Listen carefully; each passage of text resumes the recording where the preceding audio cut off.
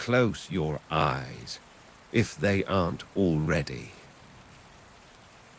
Let your hands go still. There is nothing you need to do right now. Nothing you need to remember. Nothing you need to hold.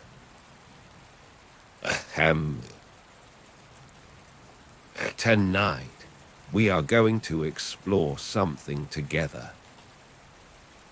Very gently. An idea that a man named Alan Watts spent his whole life circling around. Not because it was difficult to understand, but because it kept slipping away the moment you thought you had it. The idea is this: you are not in control.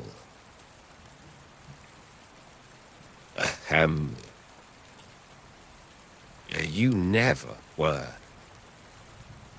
And when that truly lands, not as a threat, but as a relief, something softens. Something you have been holding for a very long time begins to loosen its grip. He grew up in a small village, surrounded by fog and gardens and the particular quiet of the English countryside. From a very young age, he was drawn to Eastern philosophy. Not because it was exotic, but because it pointed to something he already felt in his body. A sense that life was not a problem to be solved. He would spend his life writing, speaking, laughing, trying to share that feeling. He often said, the only way to make sense out of change is to plunge into it, move with it, and join the dance. The dance, not the management of the dance, not the optimization of the dance, the joining of it. Let's start here. Think about something you tried to control today. Maybe it was a conversation that didn't go the way you wanted. Maybe it was traffic, or a decision someone else made, or the feeling in your chest that arrived without an invitation.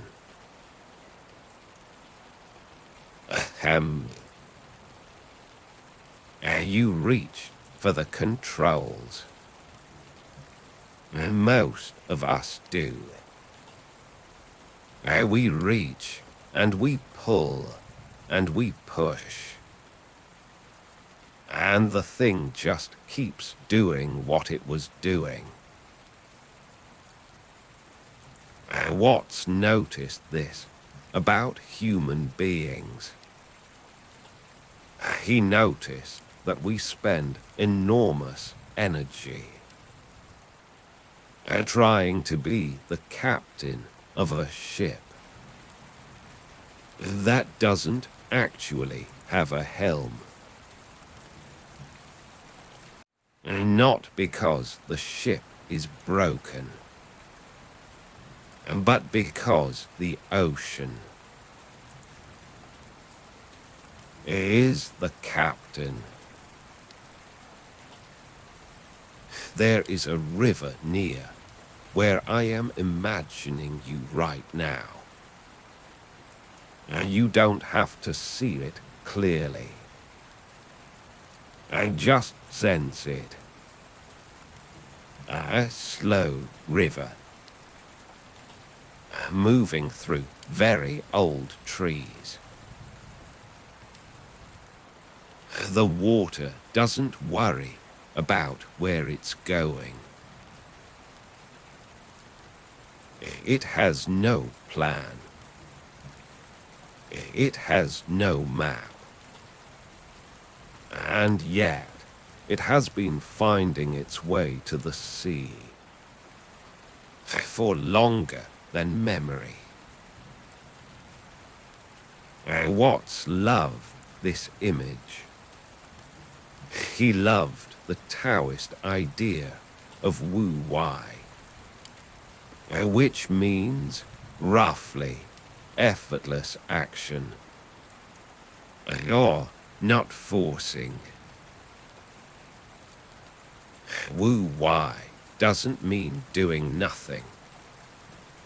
It means doing what you do. The way water does what it does.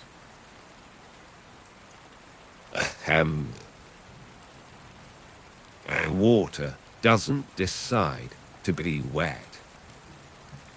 It doesn't strain to flow downhill.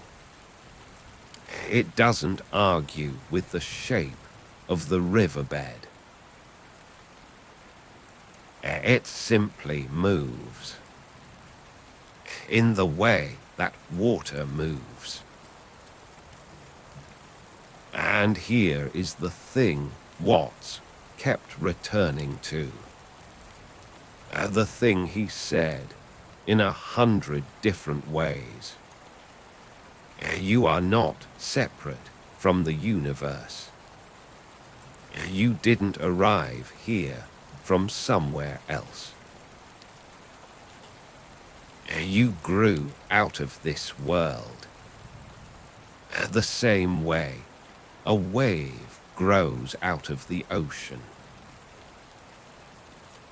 And you cannot control the ocean from inside the wave.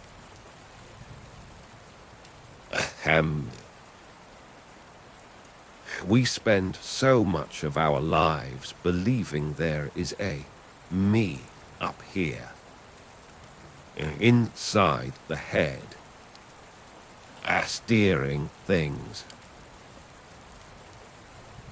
making decisions, solving problems, maintaining control. Watts called this the Skin-Encapsulated Ego. The feeling that you end at the surface of your skin. That you are a small, separate thing, moving through a world that is other. But he said this is an illusion, not a lie exactly. A very understandable, useful, deeply habitual illusion. One that the human nervous system produces automatically. The same way the eye produces a blind spot and then fills it in. We don't notice we are doing it. And so we grip. We brace. We plan 5 moves ahead. We rehearse conversations at 2 in the morning. Ahem. You've done that. You've been there. The rehearsing. I wonder if you can feel right now how tired that is, how much energy it takes to try to manage a world that is managing itself quite successfully without your help. Let the breath go. You don't have to breathe. Your body breathes. It has been breathing all day, while you were thinking about other things, while you were worried, while you were at work, while you were trying to figure out what comes next. Your body just breathed. Ahem. That's not nothing. That's the whole thing. Let me tell you about a philosopher named Zhuangzi. He lived in China about 2,400 years ago, and he was deeply fond of dreams. One night, Zhuangzi dreamed he was a butterfly, a beautiful butterfly, fluttering from flower to flower, completely free, with no memory of ever being a man. Then he woke up, and as he lay there in the darkness, he began to wonder, am I a man who just dreamed he was a butterfly?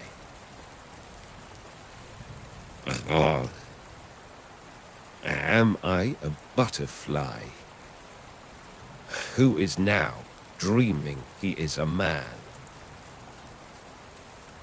Ahem. He didn't answer the question.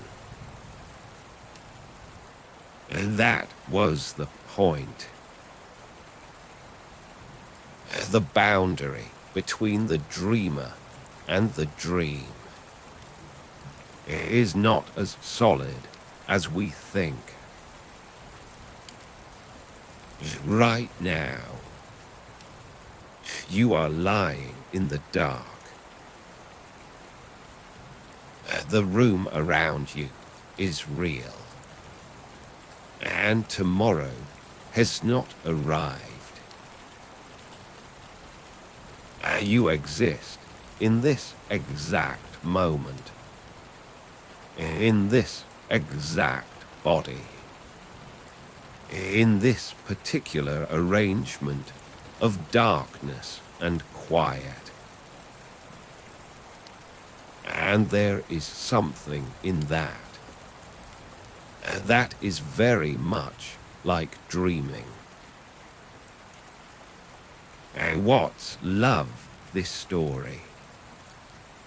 He said Zhuangzi was pointing at something crucial, that our usual sense of who we are is just one version, just one story. And tonight, You are allowed to put down that story. Just for now. Ahem. You don't have to be the person who has things to do tomorrow. You don't have to be the person who said the wrong thing last week. You don't have to be the person with the unfinished plans. Tonight, you are just this. This breathing. This warmth. This particular stillness. Let's go deeper. Watts spent years studying what the ancient Chinese called the Tao. The Tao that cannot be named. The principle underlying everything. He described it like this. Imagine you are watching a river. Really watching it. Not thinking about anything else. Just watching the water move. After a while, something strange happens. You stop being the watcher. The watching and the river become the same thing. That moment, that dissolution, is what the Taoists called returning to the source.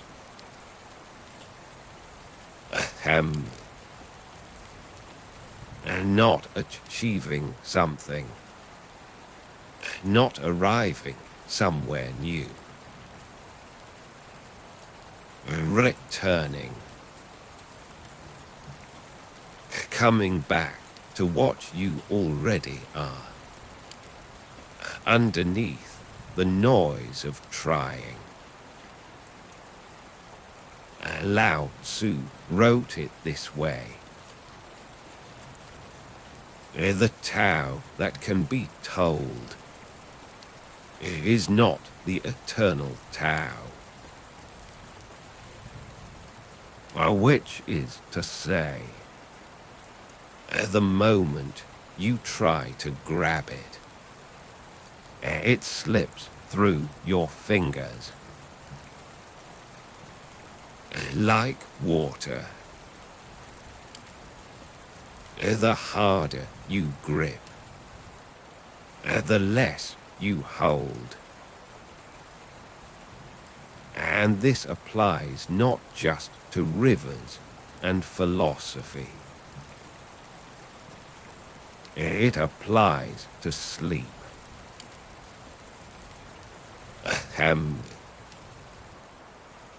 Try to sleep. Right now. Try hard. Notice what happens. And the very effort pushes sleep further away. Because sleep is not something you do. Sleep is something you allow. And allowing is the opposite of controlling. There is a story Watts used to tell. A centipede was asked by a beetle, "How do you manage to coordinate all 100 of your legs? How do you know which leg to move when?" and the centipede thought about it. And then it could not walk. Ahem. The moment it tried to control the process fell apart. This is what happens when we try to control the things that work best on their own. Your heartbeat, your immune system, your dreams,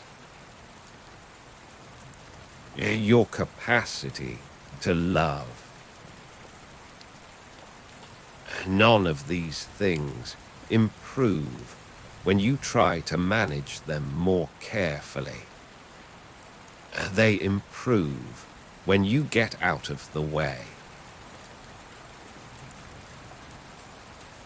Let's talk about the present moment. Right now. Not 10 seconds from now. Not the memory of 10 seconds ago. This exact instant. What's called this the eternal now? Not a concept. Not a spiritual achievement. And just this. The temperature of the air near your face. The weight of your body against the bed. The faint sounds of the night. And this. And here's the strange thing, what's kept pointing at. The present moment is the only place where anything actually happens. The past exists only as a memory, happening now. The future exists only as a thought, happening now. There is only ever now.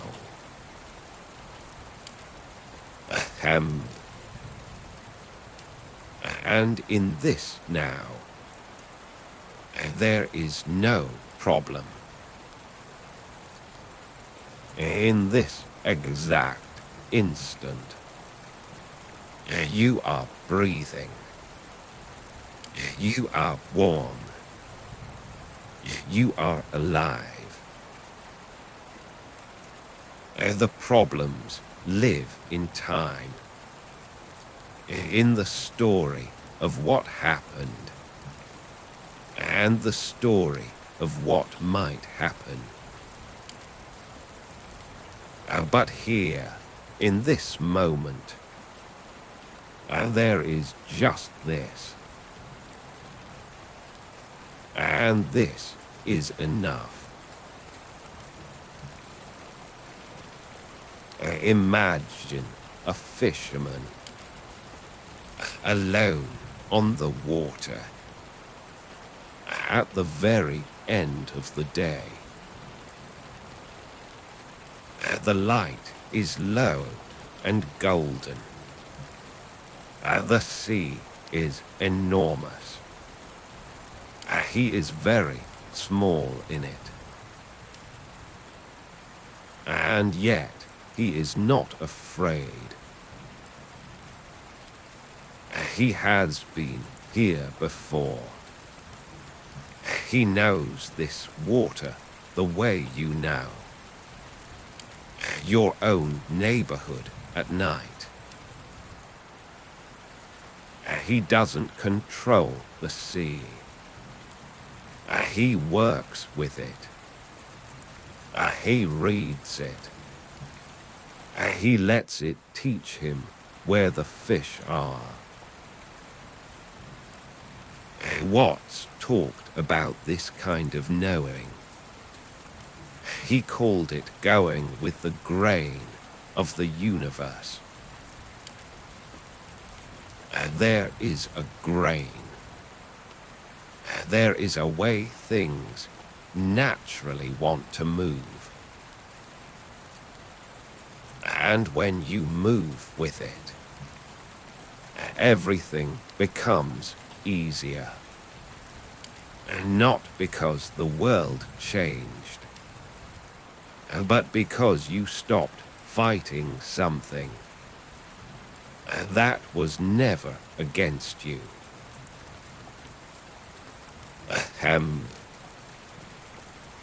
Think about the last time you let something go. Not pushed it away. Not suppressed it. But genuinely let it go. Maybe it was a worry you carried for weeks. And then one day you woke up and it had dissolved. You didn't make that happen. Time did. Our perspective did. The universe just sorted it. Without you. Watts believed this was always happening. The universe sorting itself. Problems resolving. Wounds healing. Confusion becoming clarity.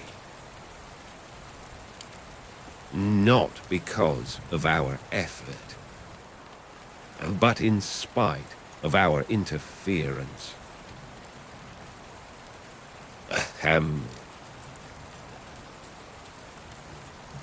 There is so much happening right now without you. Your liver is filtering your blood. Your neurons are consolidating memories. Your cells are repairing. Billions of processes, none of which you are directing. All of which are keeping you alive. The universe is extraordinarily competent at running you.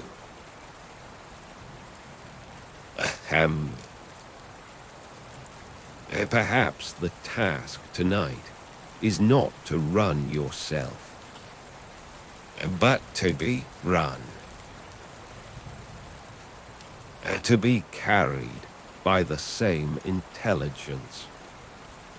And that grows trees and turns caterpillars into butterflies and moves the tides. Let me tell you about music. He loved jazz especially. The kind of music that doesn't go anywhere in particular. That wanders. That follows its own curiosity. He said the whole problem of modern life is that we've turned life into a journey toward a destination. As if the purpose of a song were to get to the final note. Ahem. But the best conductors don't rush. They linger in the beautiful places. They let the silence after a phrase breathe. They know that the music is not the notes. The music is what happens between the notes. The space, the resonance, the air that vibrates after the string is plucked and goes on vibrating long after your fingers have left it. What said once, speaking to a very large audience, someone asked him, what is the meaning of life? And he paused for a long time. And then he said, very quietly, it's a musical thing, and you were supposed to sing or dance while the music was playing. Ahem. The music is playing right now. Softly. Underneath everything. You don't need to find it. You are already inside it. There is a temple in the mountains tonight, very far from here, or maybe very close. Inside, a single candle is burning. The flame moves. It bends when the air changes. It doesn't resist. It just dances. A monk has been sitting near this candle for hours. He is not trying to achieve anything. He is just sitting. His breath is very slow. His eyes are soft. His hands are resting in his lap. If you asked him what he was doing, he might smile. He might say, nothing. And he would mean it completely. Ahem. Not nothing, as in boredom. Not nothing, as in empty. Nothing, as in no agenda. No performance. No project. And just this. This breath. This light. This moment of being alive. What said that most of us have never experienced this? We have experienced rest. We have experienced vacation. We have experienced sleep. But we have rarely experienced simply being, without justification, without purpose, without needing the moment to be useful.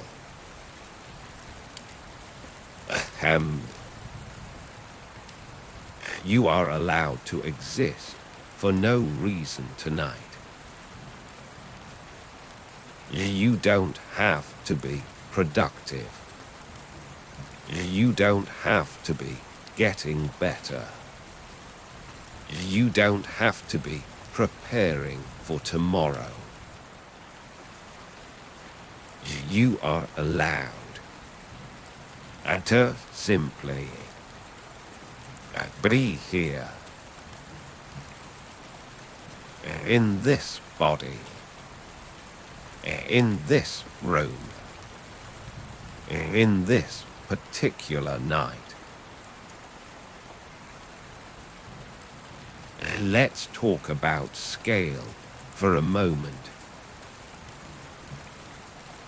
What's loved to remind people, not to make them feel small, but to give them permission to take themselves less seriously.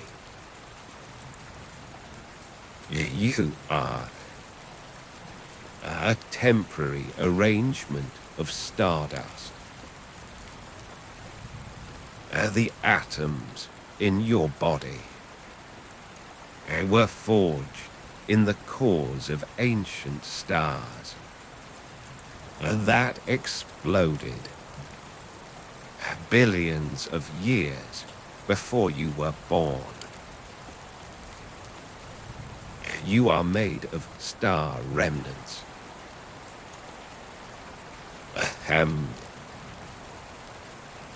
Every piece of iron in your blood was made in a supernova. Every carbon atom in your cells came from the nuclear furnace of a sun that no longer exists. You are not visiting the universe. You are the universe, visiting itself. Look up for a moment, even with your eyes closed. Imagine the sky above you, and not the ceiling. The sky. And above the sky, more sky.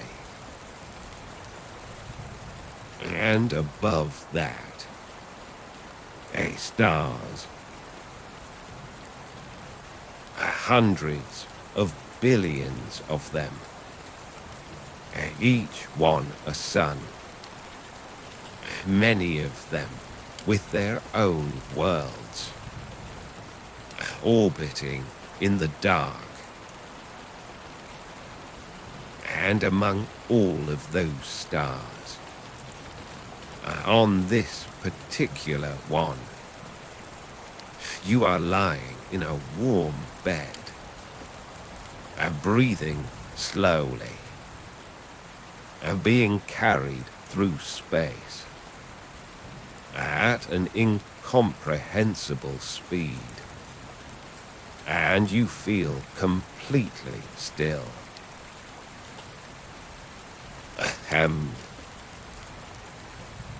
That is remarkable. Genuinely remarkable. The universe made something and that can feel still, and while traveling at extraordinary speed. Something that can rest. Something that can wonder. Something that can notice the stars and feel small and feel grateful and then fall asleep. Watts wrote about what he called the backwards law. The idea that the harder you try to grasp something, the more it eludes you. Try to hold water in your fist. The tighter you squeeze, the faster it falls. Try to be happy, directly, on purpose. You know how that goes. Happiness arrives when you stop chasing it. And when you get absorbed in something else. When you forget to monitor how happy you are. Ahem. And try to fall asleep. Right now. Try very hard. Notice what that does. The trying keeps you awake. Because sleep is not something you achieve. Sleep is what happens when you stop achieving. When the director of your life finally sets down the script. When the manager goes home. When the part of you that is always trying to figure it out and exhales and says, I'll leave this until morning. Ahem.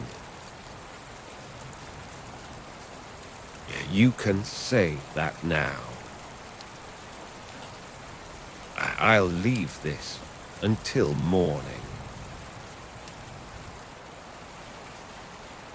Whatever is unfinished, whatever is unresolved, whatever needs your attention, it will still be there. You don't have to solve it tonight. Tonight, the work is rest. Let's come back to water. Watts returned to water again and again. Because water is the perfect teacher. Water is the softest thing in the world. And yet, it carves canyons. Not because it is aggressive. Not because it is trying. But because it is consistent. And patient. And it never argues with the shape of things. It finds the low places It fills them, and then it moves on. Ahem. There is a kind of wisdom in that. And not the wisdom of force. The wisdom of yielding. The Tao Te Ching says, yield and overcome. Bend and be straight. This is not weakness. This is the intelligence of water. The intelligence of the reed that bends in the storm and is still standing when the storm passes. While the oak that refused to bend is lying on the ground. Ahem. You have bent today. Things didn't go as planned. Something shifted. Something required you to adapt. And you did. You always do. That bending. That yielding. That is not failure. That is wisdom. That is the Tao in you. Doing what water does. There is a lake. Very still. The mist is close to the water. So low it almost touches it. Lotus flowers. Opening slowly in the dark before dawn. Each one rooted in the mud at the bottom.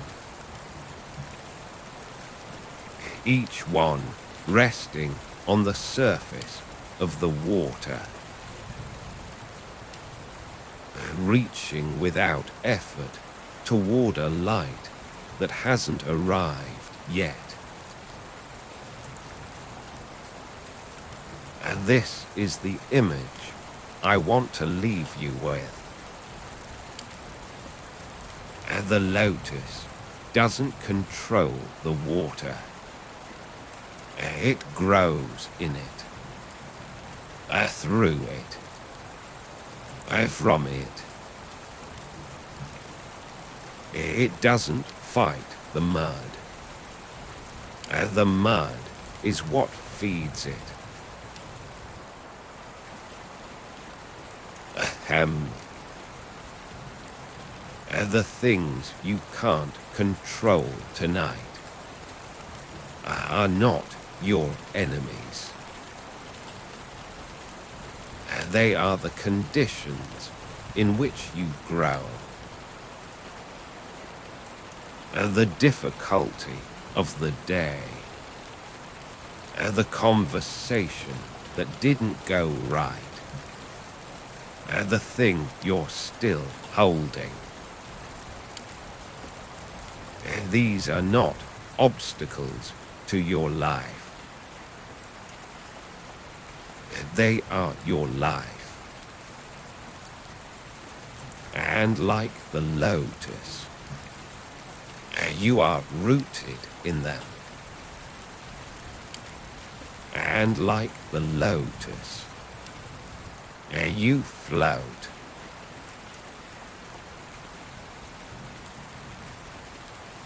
He had joy and sorrow. He made mistakes. He loved deeply and was lost sometimes. And through all of it, he kept pointing at something he could feel more clearly than he could explain. That underneath the noise of trying and planning and managing and fixing, and there is a stillness, and not your stillness, the stillness,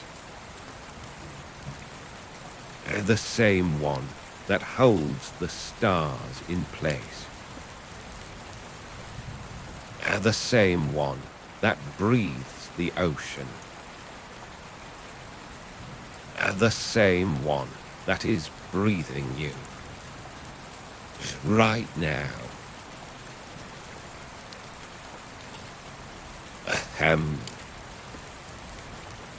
You don't have to do anything with that. You don't have to understand it. You don't have to agree with it. And just notice that the breath is happening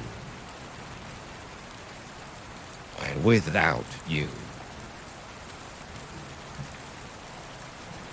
And let that be enough. And let yourself be held by something larger than the day. And let the river carry you. You are already in the water. You have always been in the water. The river and the swimmer were never separate.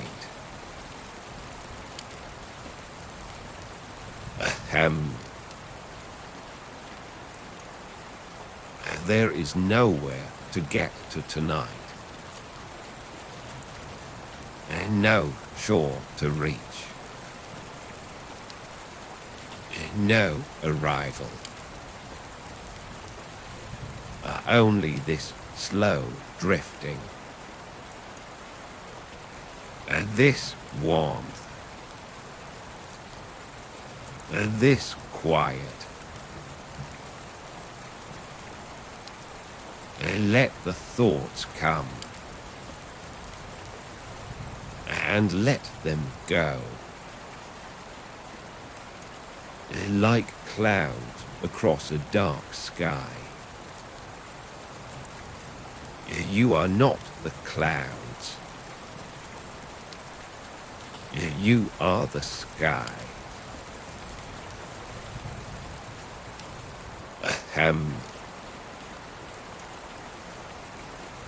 The sky doesn't chase the clouds away. It simply holds them as they pass through. Hold your thoughts like that tonight. Lightly. Without gripping. They are just weather. And weather always passes.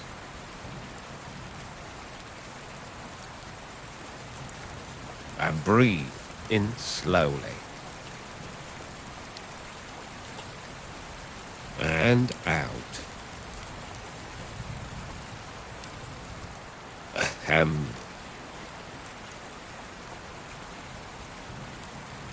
A good night. Sleep well. The world will be here in the morning. And so will you. You are already where you need to be. You have always been where you need to be. Ahem.